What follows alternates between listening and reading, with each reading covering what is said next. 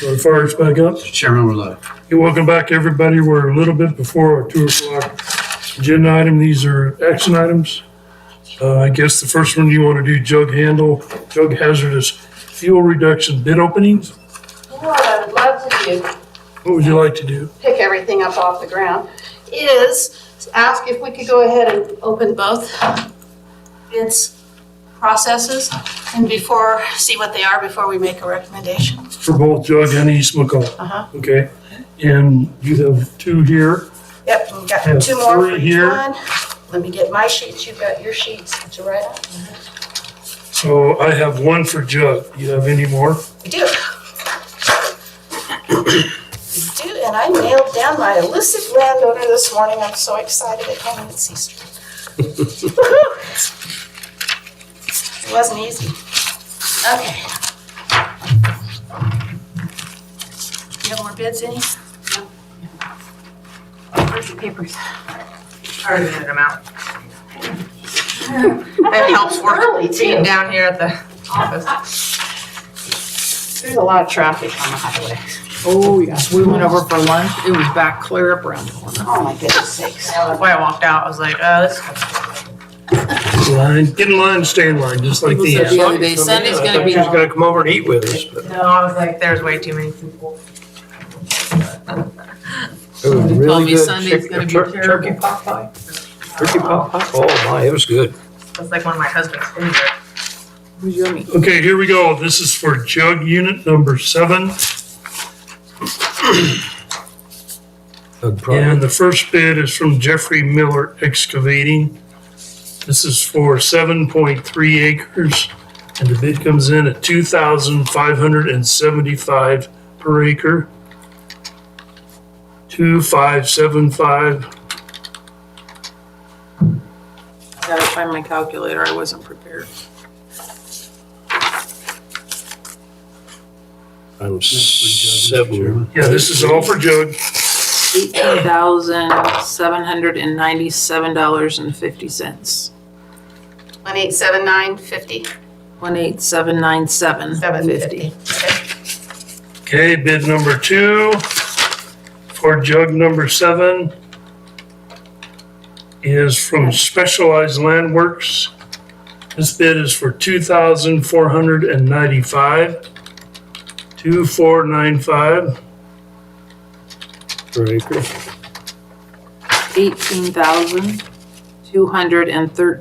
$18,213.50. Yeah.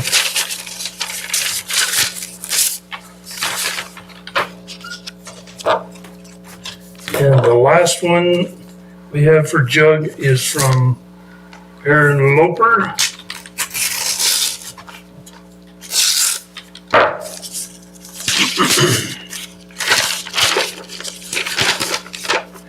And this one came in at 3,680. 3680. $26,864. And you want us to wait to award these until we open up the others. That'll give us all the information that we should have before there'll be some decision making to make. Okay, so then we're gonna move to East McCall Unit 1.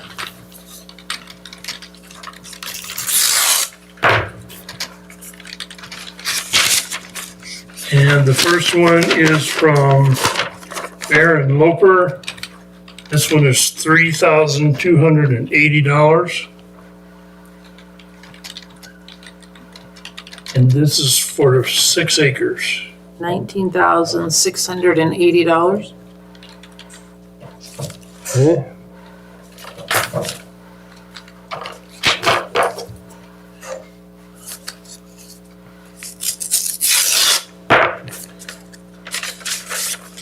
Okay, the next one is from John Lydrickson, Specialized Landworks. This one came in at 2,395, 2,395. $14,370. Yeah.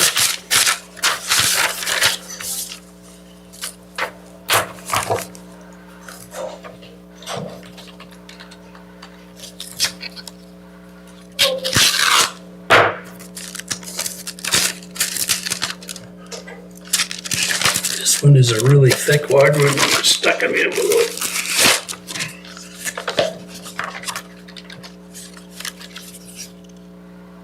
Not sure what we got going here. He is a new contractor. This is the service agreement. That Troutman? Okay, this one is from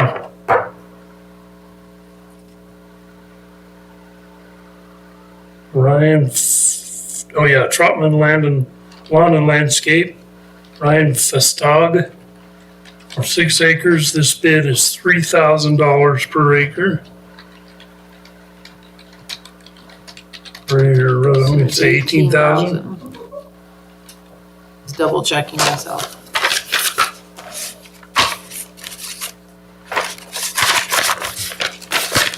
Eld's the math wizard, I'm not.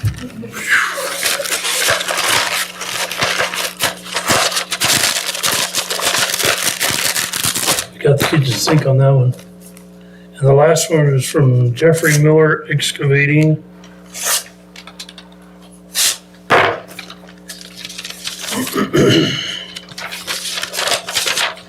And this one is for $2,015, 2015. $12,090.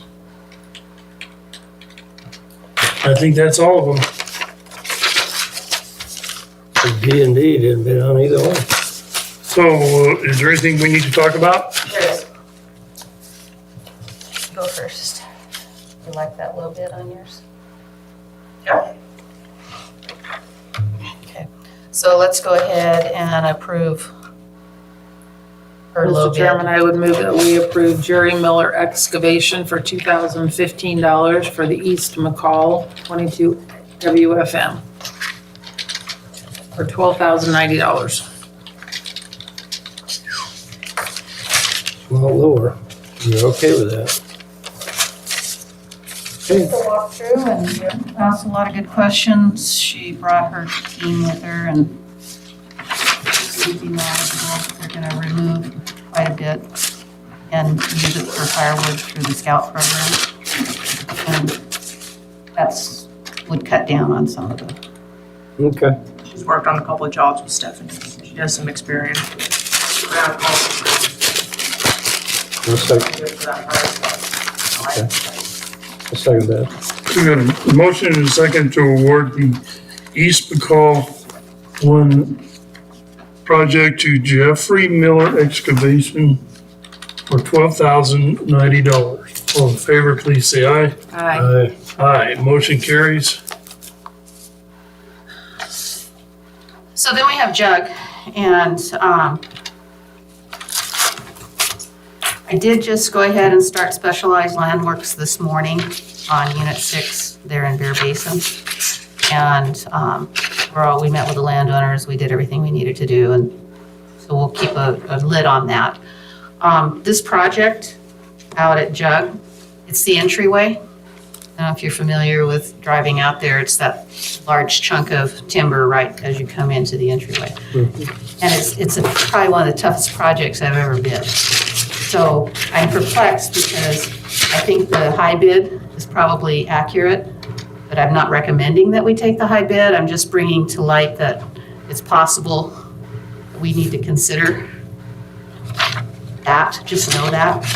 I think that, we just awarded, we've got short dates on these. You've got August 31st on yours. And this one is September 15th. So there is a little more time. But it's the decision of whether or not to go ahead with Specialized Landworks, or it's a tough call. What would you do? So let's ask about how busy they are currently, because we just did a couple of things 2 weeks ago also, and I don't remember who got those bids. So, Kayla finished her job. oh, Jeffrey, The one that just got awarded to mine. yeah, she's ready to rock and roll right away. So in theory, she could start next Monday. okay, so she's gonna start on yours. Will it take, It'll take until Monday because I have to get the contractor agreement signed by her, sent to Google, and then brought back here. But if you give her that job, is that a 2-week job, a 3-week job, a 6-week job? We gave them 8 weeks to complete it, so it just depends on how fast they want to accomplish it. But she said she accomplished 6 weeks. But she accomplished Stephanie's within a week and a half. And that's also because she doesn't have a lot of private jobs lined up. Her year seems like is definitely focused on our wildfire mitigation. She's really trying to get emphasized into getting these IDL grants and doing wildfire mitigation. She's only $500 more than Specialized, and we gave Specialized a big project that started today. So are they gonna be able to get done with theirs in a timely fashion to be able to complete this one also by September? And the quality of the work, because it is at the entryway, is going to be impactful into the future. There's a lot of pressure. We walked it with her and her team on Friday night again to, take a look and talk about the fact that the work that they just completed on the 15 acres in 8 days that they did out at Bear Basin for us, it's going to fly. Anybody who sees it that's concerned about fire is going to think it's the hot ticket. They did everything to specification.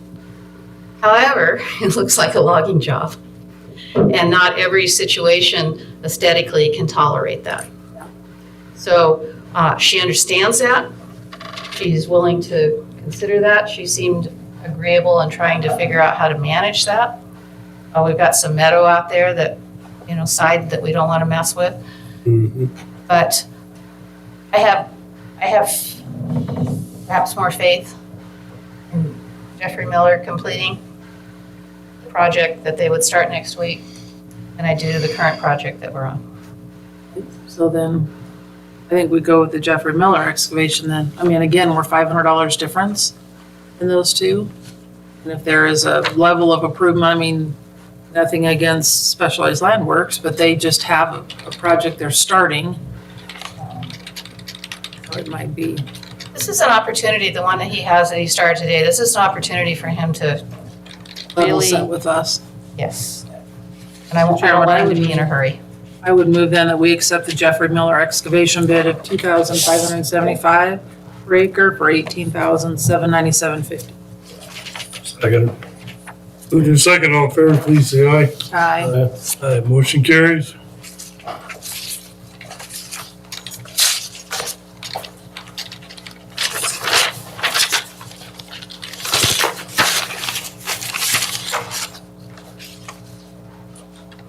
I'm gonna get you to sign a couple of contracts. Yep, and you come up and get this stuff here too. And then I have 2 landowner agreements for East McCall. I was supposed to bring them earlier this morning, forgot them. But they're for my unit 2 for East McCall. So I'd be able to go out there, prep the site, and then be able to get a bid out on them. Do you need a motion for those? I didn't think you did. I thought it was all done. Just bring them up and we sign them. So this is a little bit different than, it's requiring all your guys' signatures now. Oh, okay. What's a grant? I could understand that. I wouldn't trust me. Yeah, it's Trust your stamp. it's the landowner agreement for the East McCall grant. And this is Greaves. Graves and Stillman, yep. This So too. are these collaborative? These are 2 separate? 2 separate landowners, Okay. yep. Well, Mr. Chairman, I would move that we approve the landowner agreements for hazardous fuel reduction with Julian and Aaron Greaves. And what's the name on the other one? Glenn Stillman, I think, Yeah, it's just 2, it's just Stillman and, landowner agreement. yep. Second. Is that a second? Yep. Motion in second, all in favor, please say aye. Aye. Aye, motion carries. There's Graves is. He's off of Easterling Ridge Road. How big's his parcel? She's the one. The one's 6 acres and the other one is 5. Okay, so you got 11 acres. Well, I have like 5 other landowners. Awesome. That's all that, Sheila? Yep. Yeah, that's awesome. That's a great area to hit. Feel like Elo Road. This is, the new landowner agreement that has gone through legal. Really, the only thing that we changed was adding all your guys' signatures. Well, if that's the same Erin that works there at the city, It is? she ran against me last time. Oh, nice. Yes, she's very nice. I'm very excited to work with them. They're very easy. She's a nice lady. Billion sold real estate from out of my office. Oh, nice. That's funny. So when are you gonna come talk to me? Actually, I haven't. And you're no longer a commissioner. Yes. You'll make me wait. I did not bring it up earlier because I forgot, but also they found another 100 grand for the county. So we're back to Yay! like 180 grand. So, Awesome, Laura. That's Yeah. awesome. so now just finding land to start implementing. Which is, Cool. Do I need to wait until after I'm the commissioner before I do this? You just have to recuse yourself Yeah. from Well, any I decision. can recuse myself. I can excuse myself. I can accuse I myself. would like to see your project though. Okay. Because that is one of my focus areas is Fox Trail. This is all west of Fox. I have Very Fox 11 Trail. landowners out in Clear Creek that are really wanting work done too. Oh, good. So Okay, good. that's like another focus, those two areas. So I'm thinking about applying for an IDL grant or to use the GNA for the other. I just have to decide which one to do where. And I My have subdivision together too, but it's Couple hundred within acres. city limits. Oh, is it? a couple hundred acres south of Kavard Road, Yeah, I'll give you an email. big time. I'll call you. Okay. Thank you, guys. Thank you. All right, we're gonna move on to our agenda. Our next item is not an action item. This is a discussion on biomass facility partnership exchange of property for recreational use and road maintenance agreement, cost share, bridge replacement with Vince Scott from DF Development. Vince, welcome. If you come up to the mic. Thank you. We are here to listen. All right. Well, thank you for taking the time. It started out just as a discussion with Cinda and I, and then evolved into, hey, let's bring this up to the board. All these issues, we should probably figure this out and send you in the right direction. So I didn't have any intent of bypassing any of the department heads or withholding anything from them. I plan to get completely immersed and meet everybody that's involved and figure out a way that we can work together. We are, as you know, probably one of the largest private landowners, and in looking at the tax base that generates revenue for the county, you have the state and the federal government, you have us, and then a very small portion of property taxpayer that pay the residential portion. And even us, we're on ag tax status, so we pay significantly less than most. And so I've experienced this same sort of uneven property tax base issues in Lake Tahoe, where I came from 30 years ago. And I noticed a lot of the same similarities in how the tax dollars were being allocated to roads or other infrastructure type things, or lack thereof. So I started thinking, well, let's look at it one thing at a time and address the roads. And I had just some questions, and I was hoping maybe the road department was here. I don't know if they are or not, but do we have any idea what our annual maintenance is for roads after the snow melt, runoff, erosion control, culverts, things like that? I mean, is that a number? Are you talking in dollars or are you talking? In dollars. In We dollars. spend about $4.5 million annually on the road department, so. Okay, so 4.5, 5 A million. lot of that's equipment and labor. Actual dollars in the dirt is what you're looking for. Yeah, actual dollars, paving, grading, blading, We'd have to ask the road department to get that for you. rolling. I would guess between 3 and 4 million, but that's just a guess. Okay. And we have roughly 500 miles of dirt roads. 478, Okay. 73 miles. So after we're planning to dedicate some roads to the county as well. So it'll probably be around 500 is my guess of dirt roads. And then I think I saw a number of 240 of paved roads. Okay. So we're looking at, with all the growth that's anticipated for the area, we've been doing studies looking at how to develop some of our property, what's the highest and best use, and massive amount of, as we know, Californians moving to this area, central Idaho being the number one in-migration location for the entire state, actually for all of the Rocky Mountain states. So we know it's coming. And, you know, I drive up and down 55. I see the traffic backed up on a weekend coming and going, depending on what time of day you're going. And the safety issues, we're involved in a lot of analysis to look at the safety, to look at a bypass road that we're trying to spearhead and push through. And it just seems like this has been ongoing for a long time. It gets presented and to legislation, gets shot down for whatever reason. And so I started thinking about how can we improve this infrastructure with a taxing district that's fair and even across the board that will benefit all the citizens. And in Tahoe, we have a general improvement district, and it's Incline Village General Improvement District. And I sent Cinda an example of their structure. They are a quasi-government agency, technically a nonprofit, but they make a ton of money. Their revenues are huge. Their reserves are huge. They have money for capital improvements. They have all the money they need for road improvements because they pass through a fee that's recreation-based as well as utility-based to every property owner.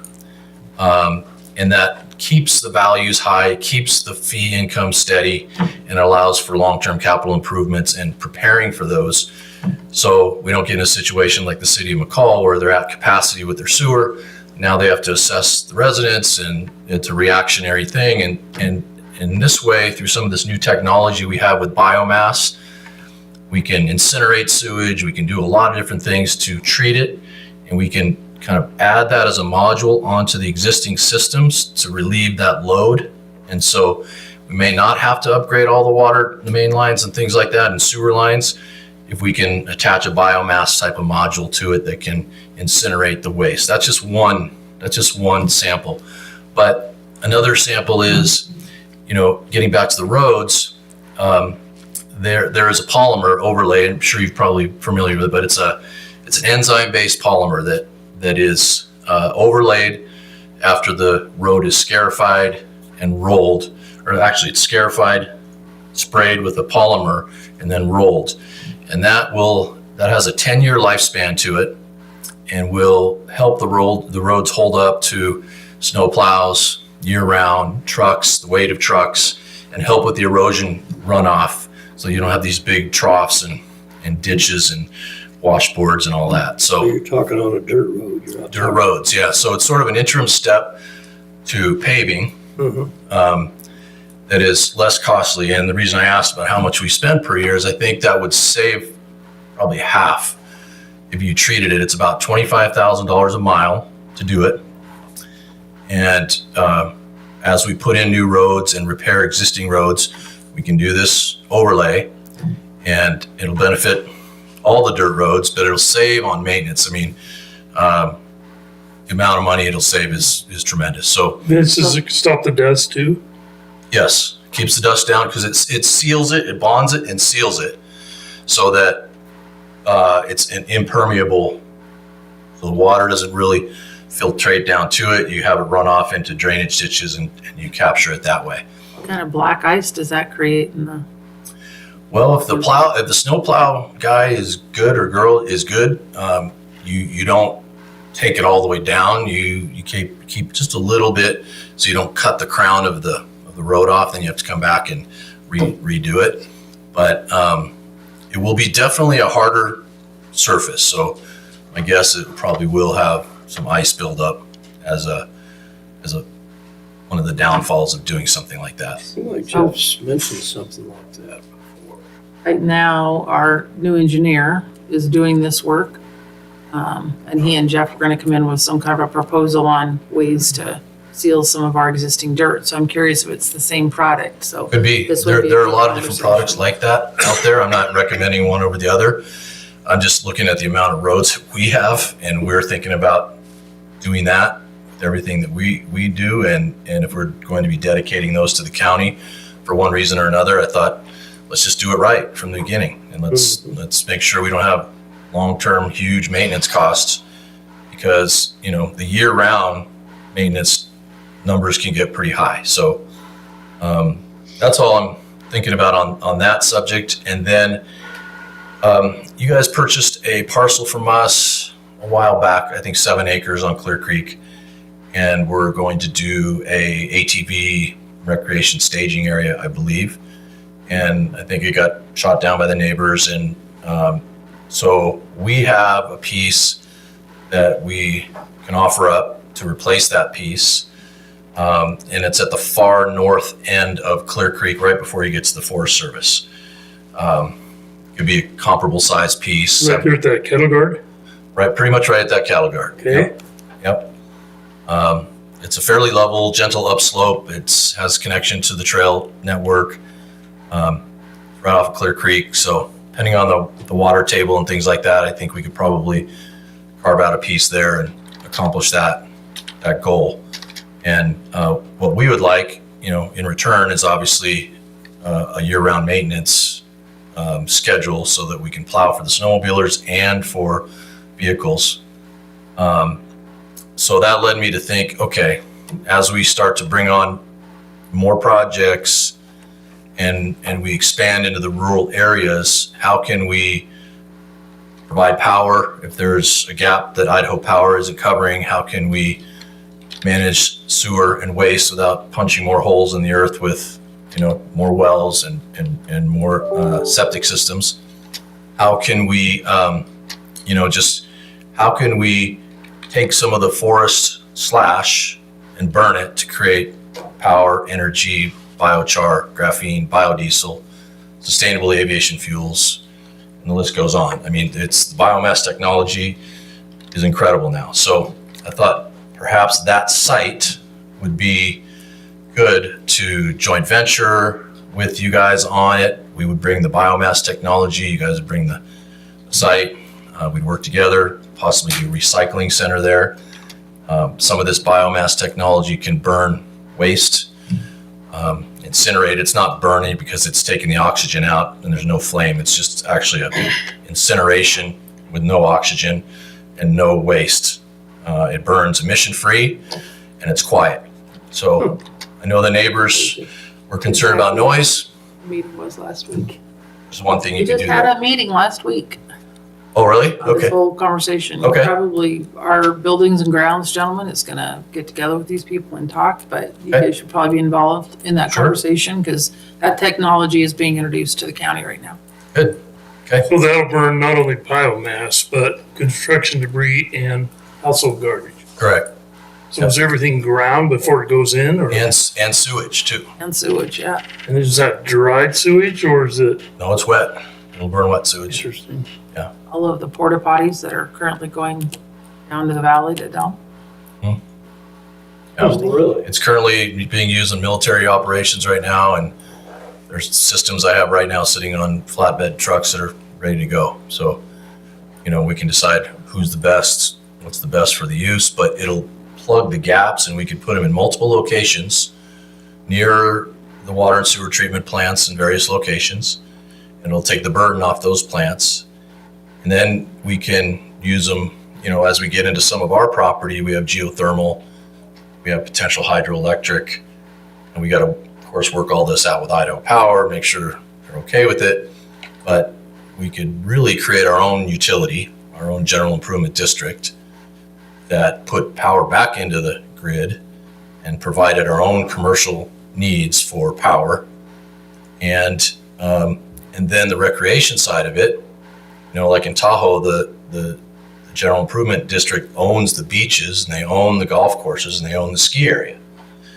And so they own and operate these things and they charge non-residents X and residents get 30% of that. So it's a big benefit. It adds value to the properties. So I guess what I'm saying is that DF is willing to spearhead that, form a committee, help with whatever you guys need, donate our time and resources and our contacts. One of the things we do have is we have a relationship with Goldman Sachs to launch an infrastructure bond or float an infrastructure bond for the formation of this general improvement district. So have you researched the legalities of it in Idaho? Because I don't know that we can do GIDs. There's a couple counties in Treasure Valley right now that are doing that research right now, and I'll have more of that information for you. You know, Vince, is that a 51% bond or is it super majority? You know, I think it's a super majority. The entity would be a 501A. It falls under IRS subsection 115-1, so it's quasi municipality. So it allows property owners like us to donate land to the general improvement district, either donate or lease, and we pay no federal taxes on income for that donation. That's on income arrived from that piece of property. correct. So right now, Idaho Power's not accepting anything onto the grid. Have you talked with them? Are you in? We've had some preliminary discussions with them. We went around and around with them many times, and I think we can get to a tolling agreement similar to what the mill is doing, Tamarack Mill. They're selling their cogen back into the grid, and they're getting a reduced rate. So if we could do that, where it passes through the reduced rate to the ratepayers in Valley County, I think that would be a win.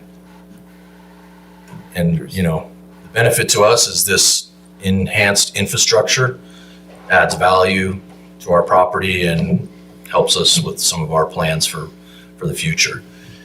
Now, one of the biggest things we've been looking at is an opportunity zone. Part of it is in Valley County, part of it is in Adams County. Our Red Ridge piece is almost all in an opportunity zone. So what that means is if you have a capital gains event, you buy a stock for $1 million, you sell it for $2 million, you have $1 million gain, you can invest that gain into a qualified opportunity zone and defer the tax for 5 years. And if you hold it in the investment for 10 years, you eliminate the tax altogether. Plus you don't pay any cap gains on the investment that you're in. So we have Goldman Sachs is ready to launch this fund and help us get all of this started. And if we can get this GID set up or, you know, work in a fashion to do that, I think we could all work together to raise a lot of money to get some of this stuff done, mostly for the roads and the infrastructure, the water and sewer. Those are the holes that I see. I've been here 2 years and just see not enough tax dollars coming in to cover the needs of what we have. So explain an opportunity zone for somebody that doesn't know what. So the governors create these opportunity zones to basically stimulate the economy and create jobs in areas that they feel are depressed or they need help. So within the qualified opportunity zone, you can have a qualified opportunity zone business. So QOZ is the designated area, and then the QOZB, that business can also qualify for cap gains exemptions and tax exemptions. So the idea is to promote good jobs, good businesses to relocate, put their footprint here. Can't just be a remote, it has to be, you know, corporation paying taxes in that QOZ.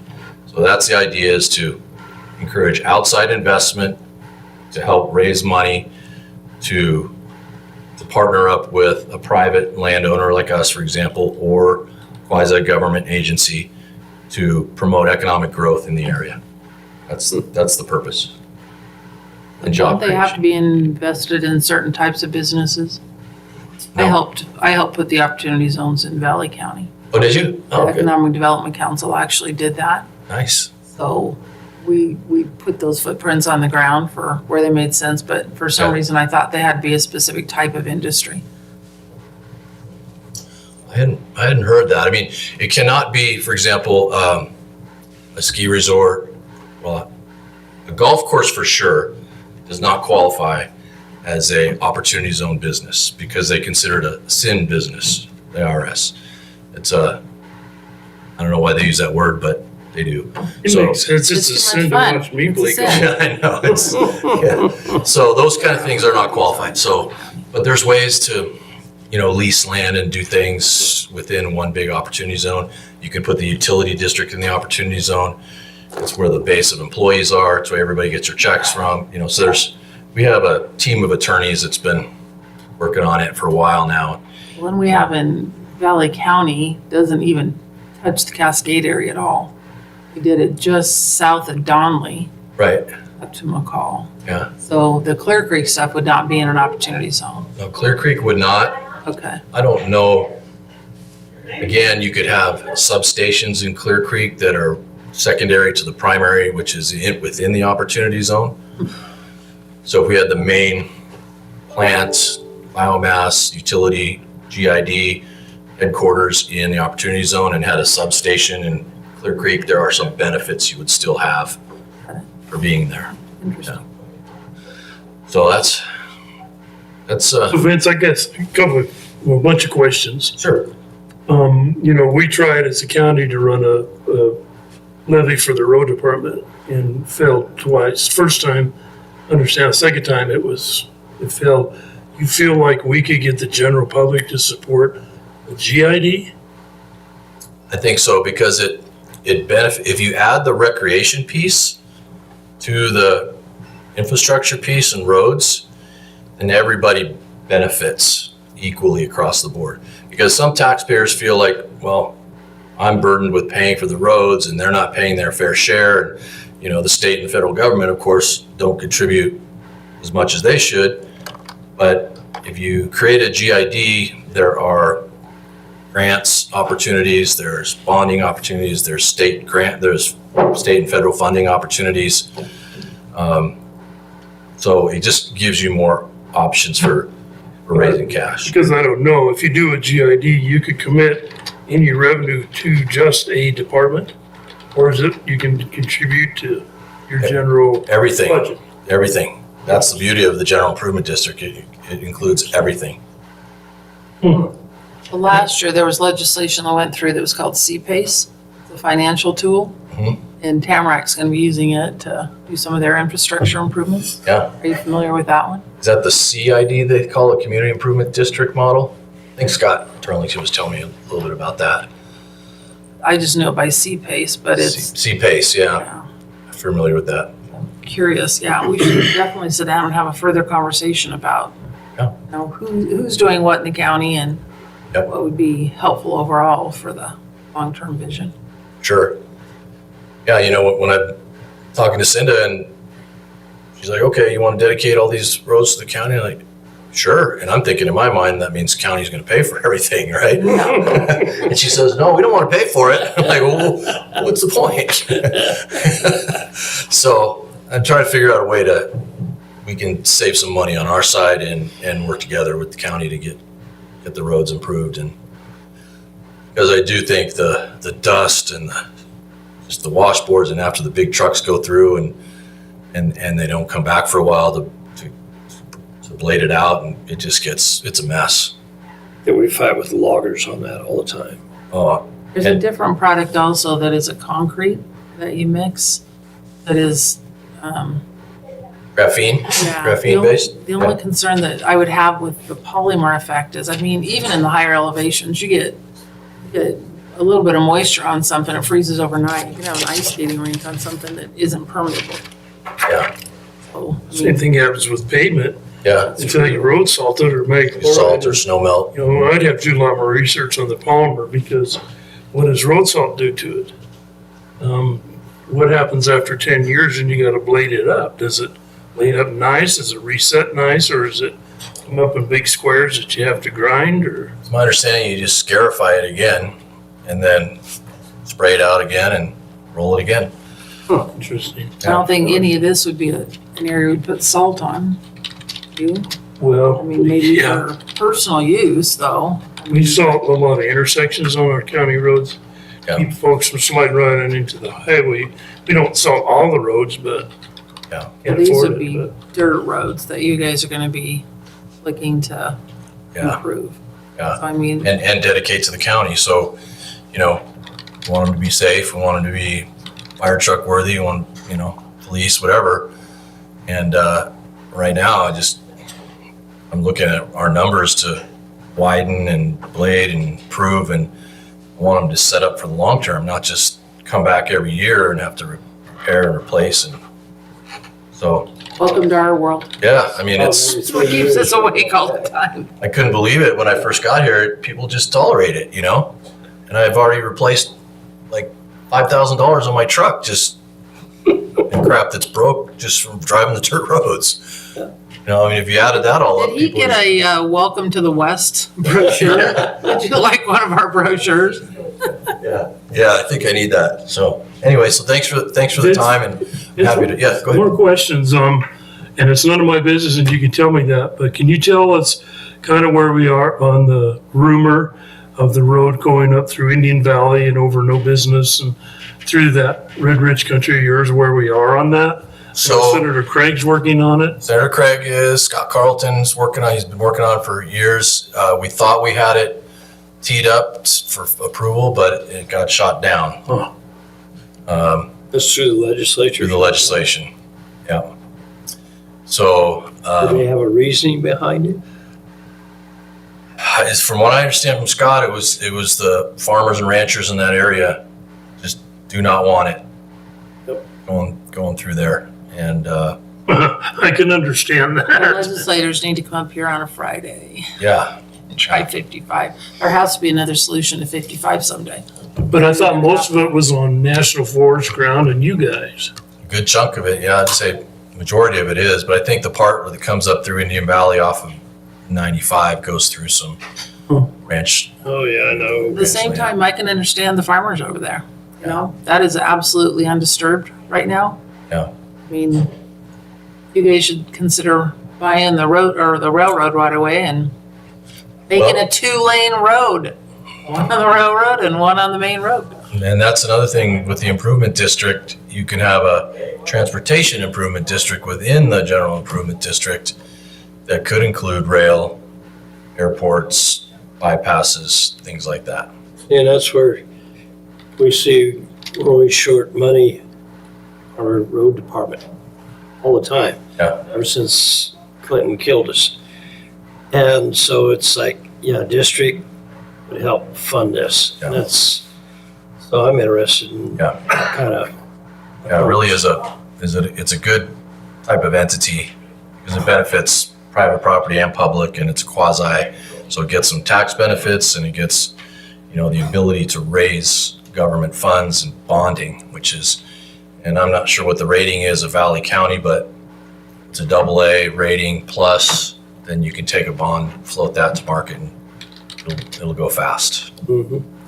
Oh, I've just been dealing with the legislature for 5 years, and any kind of a tax increase, they're like, no bueno, so good luck. I mean, I'd love to see what their comments are. Yeah, but see, this is it's not a tax increase, it's a recreation and utility fee that will save everybody money in the long run. See Larry smiling back there. What do you think on that, Larry? I'd like to see it on paper, see like a draft MOU, and that way I've got time to study a little more. Sure. Yeah. Well, and the stuff you sent us in your email, the Lake Tahoe and all that stuff. Yeah. Honestly, I haven't read it yet. Yeah. I want to go home and research and look at it and see it. I guess, I'm half full. Sometimes I'm half empty, and I'm just like, Sure. how do we sell this to grandma and grandpa that have been here forever? Yeah. Exactly. Yeah. And It's there's some tough sales. and people that are used to the same and they're happy with the same, they're not, Yeah. they're not going to be the people really voting for it unless they all of a sudden have access to miles of trails that they never had, or they have access to a private beach or a private lake. Like we could go in a Herrick Reservoir. We own 3/4 of that. We could make that beautiful. We could put sand around it and trees and make it if we can get the water to stay up there year round, that would be nice. But I know there people have claims to the water down valley, so I don't know if that's going to work. But we have another Corral Creek little reservoir. It's a cute little reservoir, and it would be great for a little fishing beach club kind of thing. And we could dedicate that to the GID, to the county, things like that. And I think access to trails for me, all I've been hearing since I've been here is you guys closed off this and you closed off that and you gated this and gated that, and we've been using that for years. Well, this is a way to open it up under a managed, policed, people pay for it in a way, and it's done right. Maintain it, and it's done right. I think, we've just been concerned about what happens if there's fire, what happens if there's it, what happens if people leave their garbage everywhere, things like that. And so we've always been having to keep those gates up. But now, little by little, working with Cinda, we're able to take some down and dedicate to the county some of these roads and open some stuff up. That's awesome. You guys still Yeah, have we Susie, appreciate that. you guys still have Susie working as your Yes. lobbyist? Interesting to have a conversation with her. So where do we go from here? I think a good thing would be to appoint like a committee of solution-oriented people to look at this type of thing. I'm happy to be on it. I'm happy to bring the players to the table and our strategic partners, Goldman Sachs, whatever we need to do to see if we can, lay it out. How do we launch this? What's the pros and cons? What's the pros and cons from a recreation standpoint of turning this over to the county or a GID? There is some maintenance and operational costs involved, and I'll make sure we can cover all that. But the model that I sent you, and you're welcome to share it. I can send you two other. Yeah. I've never seen such a well-run general improvement district. They have $68 million in reserves. They've been in business. They started in early 70s, and they acquired, other utility districts and water and sewer treatment plants, put in all the capital improvements, and then they diversified into ski area, beaches, trails, parks, everything, and they own them and manage them. Their own staff. They have the ability to lease it out to a separate operator, but they've always come back to just managing it themselves and hiring the staff, and so it creates a lot of jobs. And the people that buy there, they love it. That's why they buy. It's for the amenities. Mm-hmm. So it keeps those values up and keeps a good, it's equal across the board. Nobody's paying more taxes or less. It's equal across the board. So it's an ad valorem tax based on value. And the amenities means a big deal anymore. Have you talked to the governor's office about this? We've talked to them about the opportunity zone portion of it, but not this part. Are they still allowing opportunity zones? I thought we had to have it in. Our executive director worked on this. And I thought you had to have them in place. 2026. Yeah. So Oh, that's the last time to put one in place? Yeah. Oh, I thought they had to be utilized. Interesting. I think, in place, not sure what the definition of in place means, but I think When these were created, we were told this was a one-time opportunity to create these opportunity zones. So it's been quite a bit of time and effort. so far the federal government and the Biden administration has not cut those out yet. The other part of that was we had to create the areas that had the average median income that met this requirement. And that was, McCall would never qualify at this moment in time. Right. But We did even though that. part of it is, McCall's included in some of the opportunity zone, which is interesting. Well, we qualified at that time. It's Yeah. been a few years since we did it. Yeah. Okay. Good. All right. Thanks, Vince. Thank you Thanks, guys. Vince. It's Nice meeting you. Okay, we're gonna take about a 15-minute break, and then we'll be back here and reconvene as a Board of Equalization for our final hearings and decisions.